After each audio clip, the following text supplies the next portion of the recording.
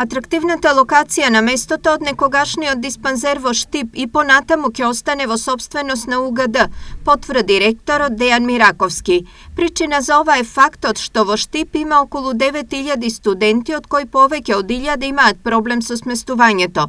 Затоа е во план изградба на студентски дом. Верувам дека тоа е нешто на кое што заедно со локалната самоуправа, Министерството за образование воопшто ќе треба да работиме поинтензивно во наредниот период и сигурен сум дека ќе се најде модус да го искористиме тоа што е дадено на универзитетот во корист и на студентите и на градот. Сепак, помеѓу универзитетот и општината има разговори оваа локација да се искористи двонаменски, односно таму освен студентски дом да се изгради и стамбен комплекс за што општината е директно заинтересирана. Дефинитивно наша цел и на општината и на универзитетот со ресорното министерство е таму да се урбанизира просторот кој што моментално е на грда слика за градот, не безбедна слика, и со тоа да допринесеме за развој и на универзитетот, но и за развој на општина Штип. Инаку денеска ректорот и градоначалникот подпишаа меморандум за соработка кој ќе се реализира во повеќе области.